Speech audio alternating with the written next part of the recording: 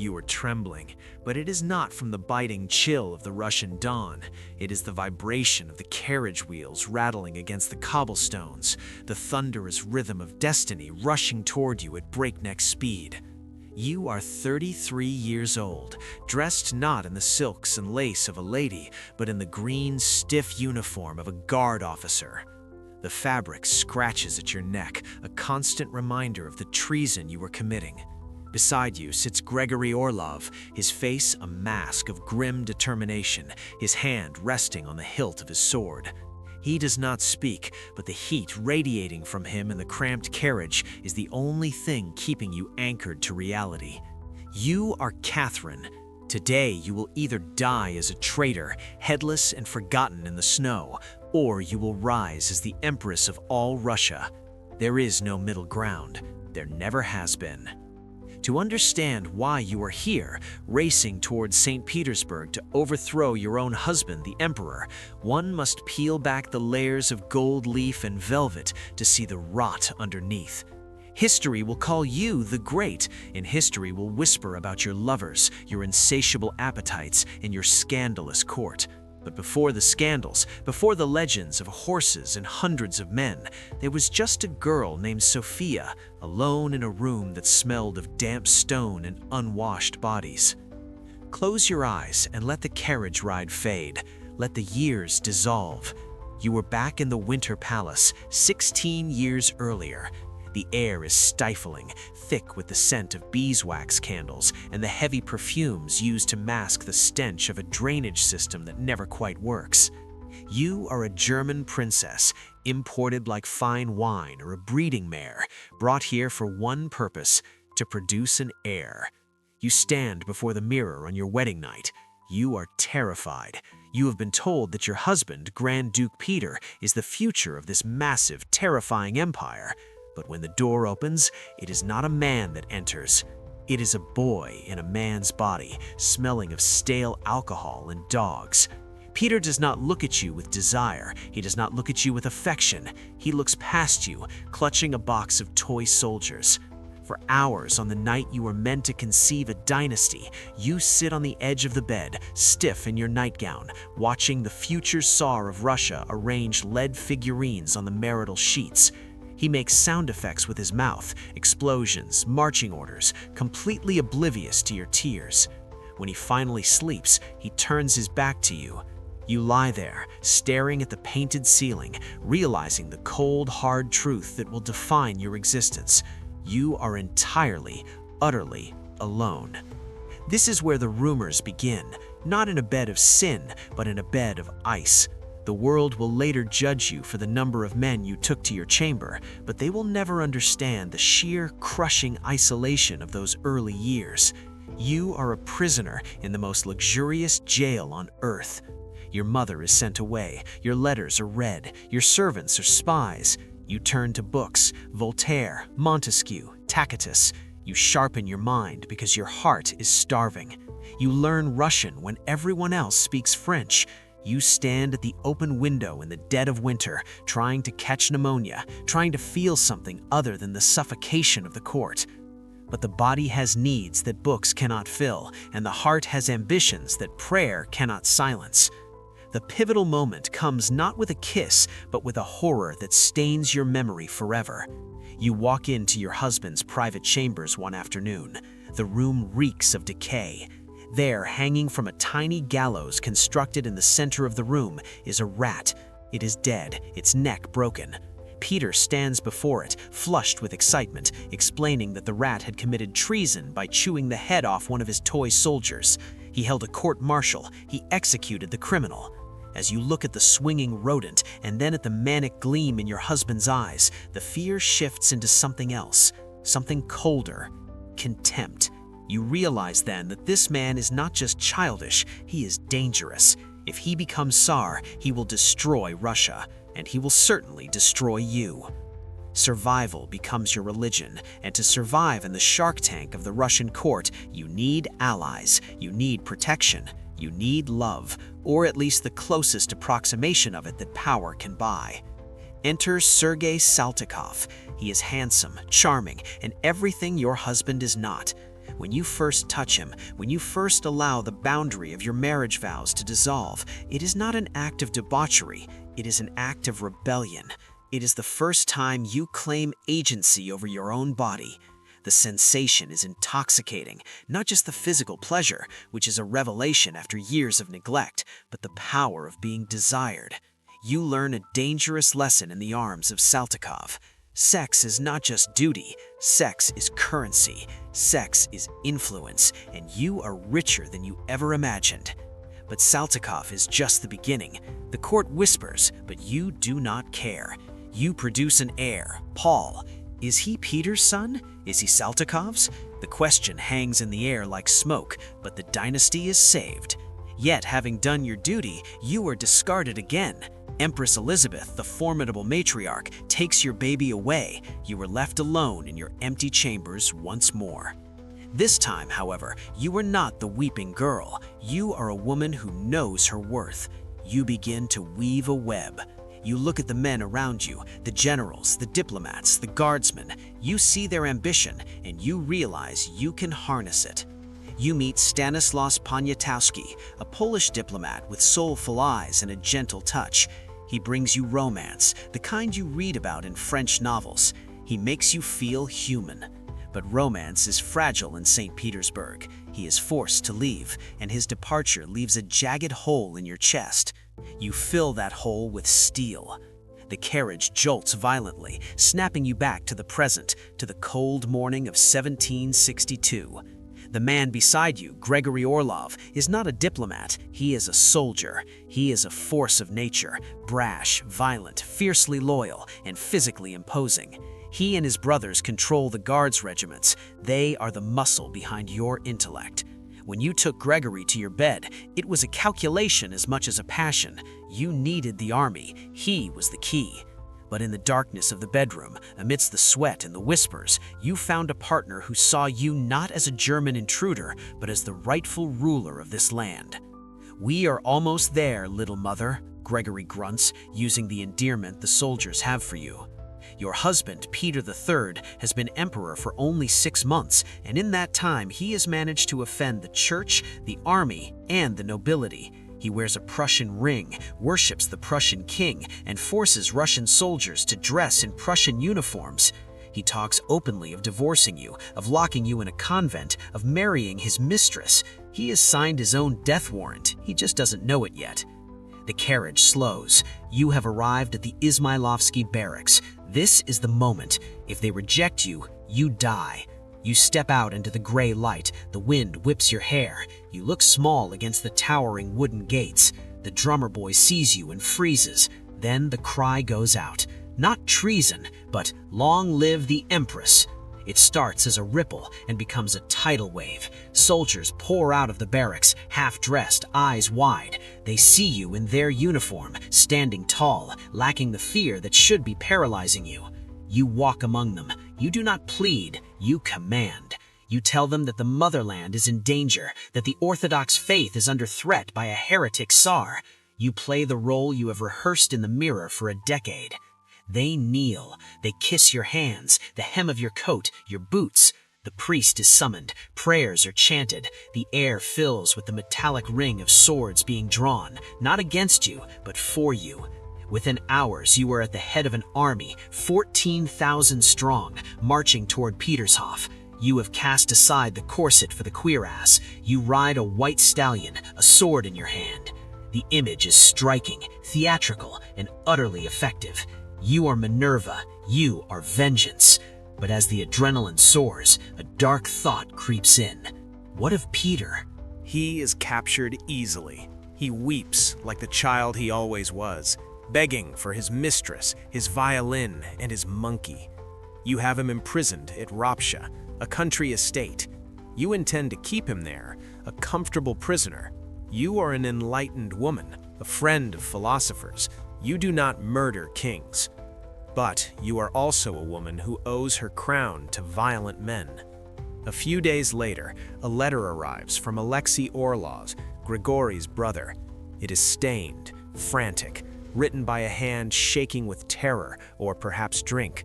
"Matushka," it reads, "how can I explain what has happened? We were drunk, a fight broke out, he is dead, we have killed our emperor. You sit in your study, the letter trembling in your hand. The silence of the room is deafening. You did not order this, you swear it to yourself. You wanted him gone, yes, but not like this, not bludgeoned to death in a drunken brawl. The stain of regicide will mark your soul forever. Europe will call you a murderess. They will say you are a black widow who devours her mates. You look up at the mirror. The face staring back is harder now. The girl named Sophia is dead, buried alongside the husband she loathed. Only Catherine remains. You fold the letter and burn it in the candle flame. You wash your face. You dress in black mourning clothes.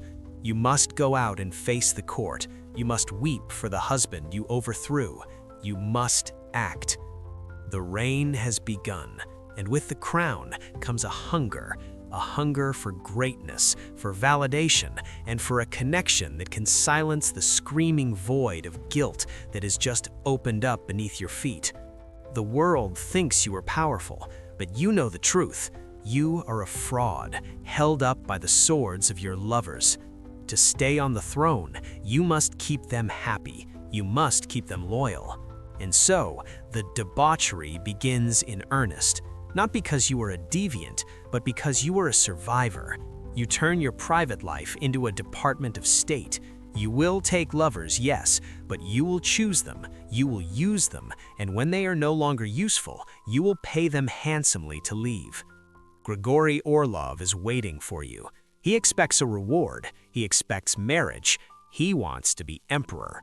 You look at him, the man who helped you seize the world, and you feel a coldness spreading in your chest. You cannot marry him. You cannot share this power. You belong to Russia now. Bring him to me, you whisper to your maid, your voice steady, but leave the door open. I want the court to see that I am not afraid. The bedroom door opens. The candle flickers. You step into the light, not as a widow, but as a conqueror. You are standing in the marble palace, a structure of breathtaking opulence that you built not for yourself, but for Grigory Orlov. It is a parting gift, or perhaps a severance package. 10 years have passed since the coup. The adrenaline of the revolution has long since faded, replaced by the crushing monotony of governance. And Grigory, the man who once looked like a god of war, now looks like a liability. He has become erratic, arrogant, and dangerously jealous. He wears the title of emperor's favorite like a weapon, bludgeoning the court with his influence. But in your bed, the fire has turned to ash. You realize a painful truth. Gratitude is not the same as love. You owe him your crown, yes, but you do not owe him your soul. He presents you with a diamond, the Orlov diamond, a stone so massive, so brilliant, it seems to hold the light of the sun itself. It is a desperate gesture. He is trying to buy back your affection with carbon. You accept the stone. You have it set into the imperial scepter, a symbol of your power, not his love. Then, with the cool precision of a surgeon, you cut him out. We must part, you write to him, for the good of Russia.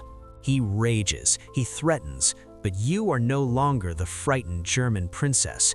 You are the Matushka, the little mother of Russia. You pay him off with thousands of serfs, millions of rubles in palaces. He leaves, a rich man, but a broken one.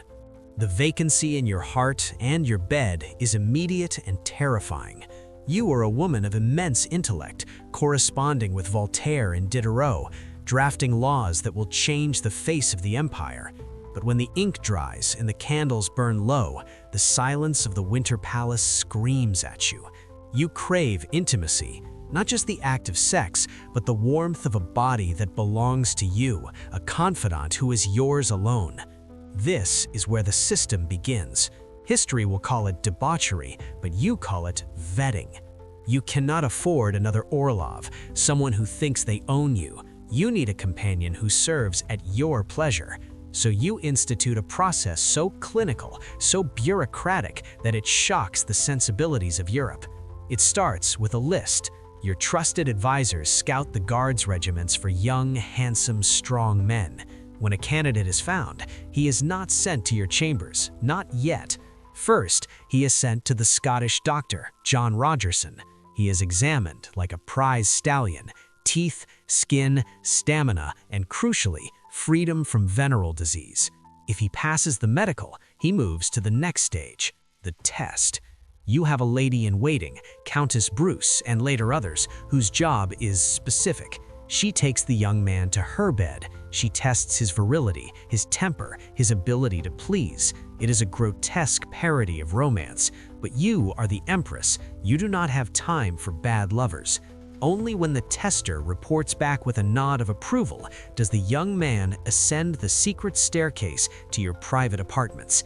He is given a title, Adjutant General. He is given a salary. He is given an apartment directly below you, and for a time, he is the center of your universe. But these men, Vasilchikov, Zavadovich, and Zorich, they are pretty things, decorative, vacuous. They bore you. You act the part of the lover, but your mind is starving. You need an equal. And then he walks in, Grigory Potemkin. He is not beautiful in the conventional sense. He is a giant, a bear of a man with wild, unkempt hair and a manic energy that fills the room. He has lost an eye, some say in a duel over you, some say from infection, and the eye patch gives him the look of a pirate king. He is brilliant, chaotic, moody, and utterly mesmerizing. The moment you engage with him, the dynamic shifts. With the others, you were the teacher, the mother figure. With Potemkin, you are grappling with a storm. He makes you laugh until your ribs ache. He challenges your policies. He screams at you in the hallways, and you scream back, the sound of your arguments echoing like cannon fire. For the first time in your life, you are deeply, recklessly in love. You call him my Gaur, my tiger, my twin soul. The letters you exchange are not the polite French missives of a monarch. They are raw, erotic, and desperate. I love you infinitely, you write. I am covered in sweat and tears. There is a rumor, never confirmed but whispered by every servant in the palace, that you marry him in a secret ceremony in a small church in St. Petersburg. You, the Empress, kneeling beside this one-eyed wild man, binding yourself to him before God. Whether the paper exists or not is irrelevant. In every way that matters, you are husband and wife. He becomes the co-Tsar. You divide the empire. You take the west, he takes the east. He builds cities in the Crimea. He builds the Black Sea Fleet. He is the partner you dreamed of when you were that lonely girl reading Tacitus in the dark. But intense flames burn oxygen quickly. Potemkin is demanding. He is jealous of your time, your attention. The arguments become exhausting. The passion is too high, the stakes too great. You realize that you cannot live with him, but you certainly cannot live without him. So you and Potemkin come to an arrangement that defines the scandal of your reign, a pact that is both monstrous and pragmatic. You sit together in the sauna, the steam rising around you, two titans of history sweating out the toxins of the court. You decide to transition. The sexual relationship ends, but the partnership remains eternal. He will no longer be your lover. Instead, he will become your procurer-in-chief. Potemkin will choose your lovers for you. It sounds insane, a husband choosing his wife's paramours? But for you, it is perfect. Potemkin knows what you like. He knows you need beauty, youth, and obedience. He knows you need men who will not threaten his political power. He selects them, young, strapping officers, decades younger than you. He vets them, he trains them, and then he presents them like gifts. Enter Alexander Lansky. He is 22, you are 50. He is beautiful, with the face of an angel and a gentle soul. Potemkin approves of him. You adore him. For 4 years, Lansky is your shadow. You teach him art, history, politics. It is a Pygmalion relationship inverted. You are sculpting him. You are happy. The court is horrified by the age gap, by the blatant transaction of it all, but you do not care. You have your husband Potemkin running the empire and your child lover Lansky warming your bed.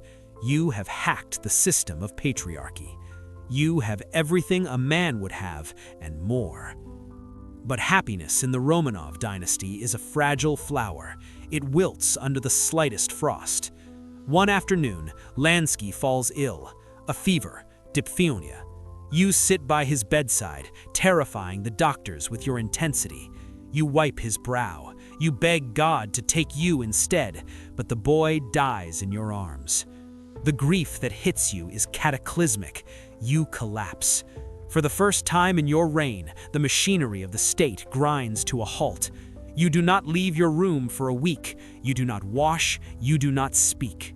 The court whispers that the Empress has gone mad. They say you have finally broken under the weight of your own sins. Potemkin rushes back to St. Petersburg. He is the only one who can enter your room without permission. He finds you in the dark, a shadow of the woman who conquered the Turks. He does not offer empty platitudes. He yells at you.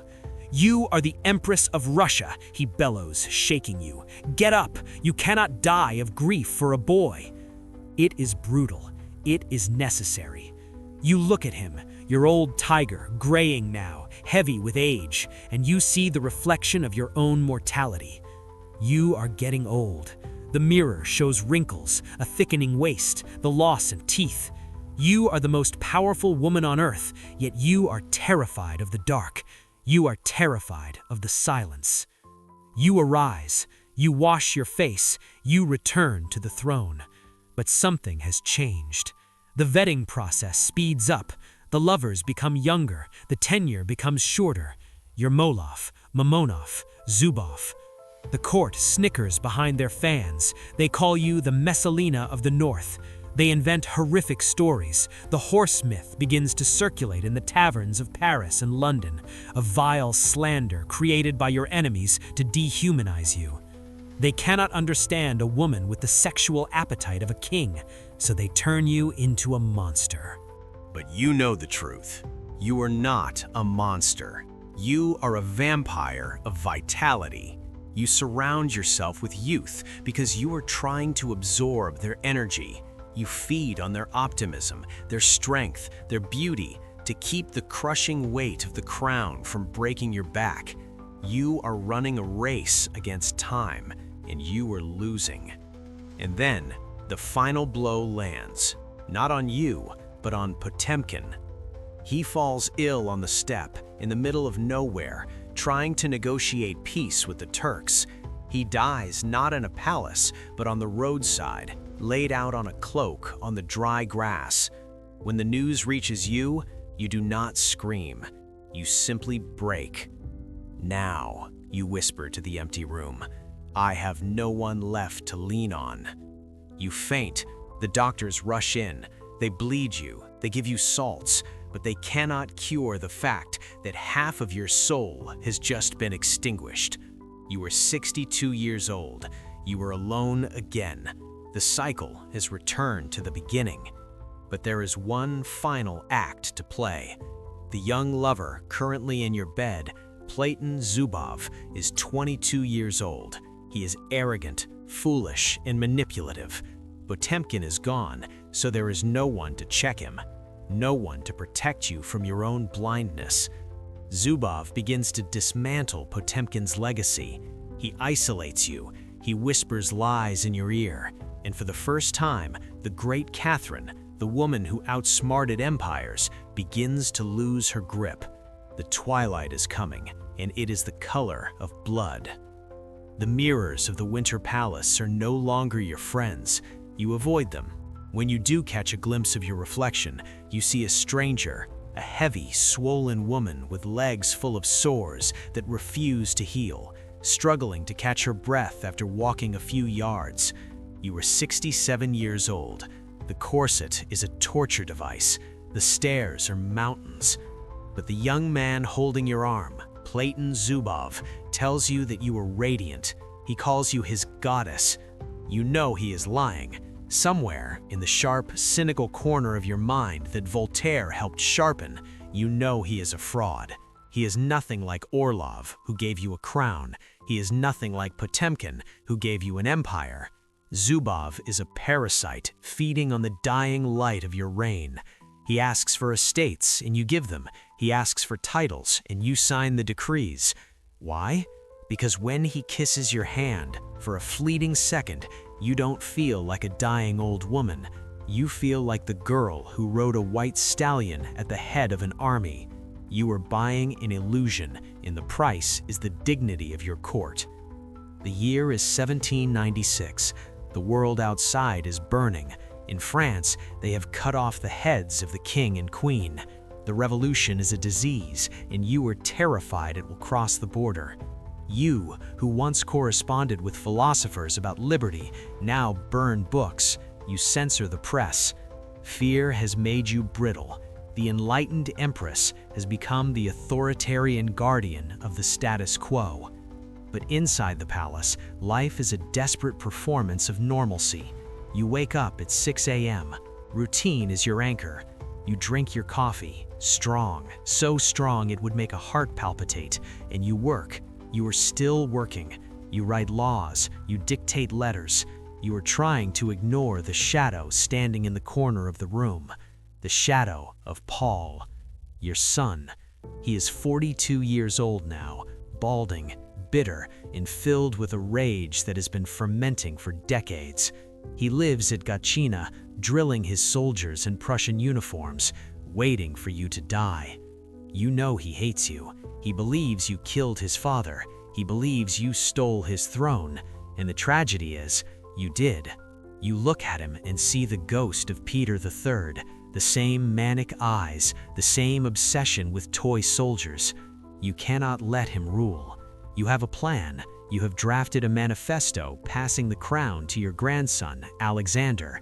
It is your final strategic move.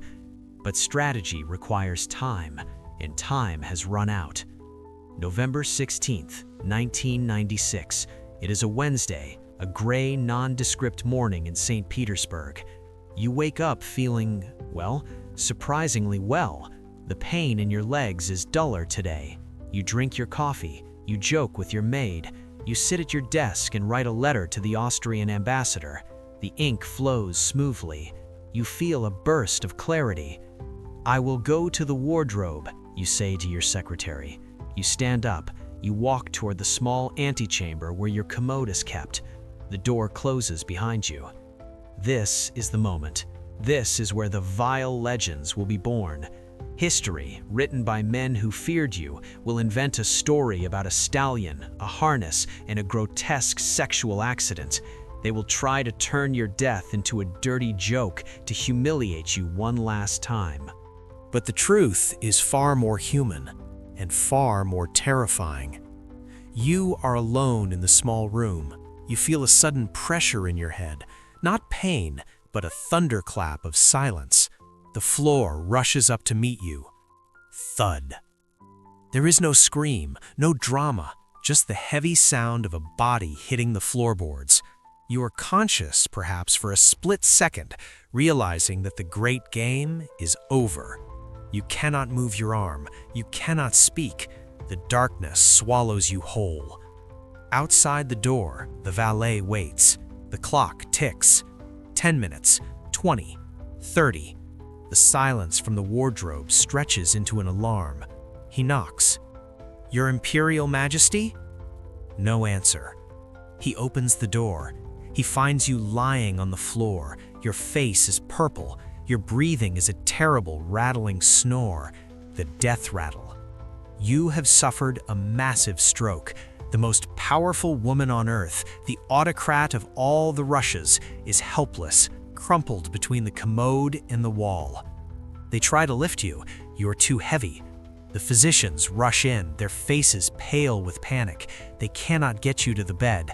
They drag a mattress onto the floor and lay you there. For 36 hours, you linger. You lie on a mattress on the floor of your own palace, gasping for air. The court descends into chaos. The vultures begin to circle. And then, Paul arrives. He does not weep. He strides into the room, his boots clicking on the parquet. He looks down at your unconscious body with a mixture of triumph and hatred. He does not hold your hand. He goes straight to your desk. He tears through your papers. He finds the manifesto, the one that would have given the crown to Alexander, and he burns it. In your final hours, as you struggle for one last breath, your life's work is being dismantled a few feet away. The sun you rejected is erasing your legacy before you are even cold. At 9:45 p.m. on November 17, the rattling stops. The room goes silent. The candle is extinguished. Catherine the Great is dead. But the humiliation is not over. Paul orders a funeral that is a piece of macabre theater designed to punish you from beyond the grave. He exhumes the body of your husband, Peter III, the man dead for 34 years. He puts a crown on Peter's rotted skull.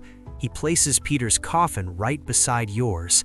And then, in a stroke of cruel genius, he forces Alexei Orlov, the man who killed Peter, the brother of your greatest lover, to walk behind Peter's coffin in the funeral procession, carrying the imperial crown. It is a public shaming. Paul is forcing your lovers to bow to the husband you overthrew. He wants the world to remember you not as the enlightened Empress, but as the adulterous wife. The procession moves through the snow. The crowds watch in silence. They see the two coffins. They see the old, broken Orlov stumbling under the weight of the crown. But as the years pass, Paul's petty revenge fades. The rumors of the horse, the stories of the nymphomania, they survive in the tabloids of history, yes, but something else survives. Stand back now. Look at the map. Look at the Crimea. Look at the Black Sea. Look at the Hermitage Museum filled with the art you bought, the schools, the hospitals, the cities. You took a medieval backwater and dragged it kicking and screaming into the modern era. You survived a loveless marriage, a hostile court, and the crushing loneliness of absolute power. You used men for pleasure, for politics, and for protection, just as male kings had done for centuries. Your sin was not that you had an appetite. Your sin was that you were a woman who dared to satisfy it without apology. The snow covers your grave in the Peter and Paul Cathedral. The wind howls outside, the same wind that greeted you when you arrived as a 14-year-old girl with nothing but a few dresses in a dream. You are Catherine. You are not a saint. You are not a monster. You were simply great. And in the end, that is the only truth that matters.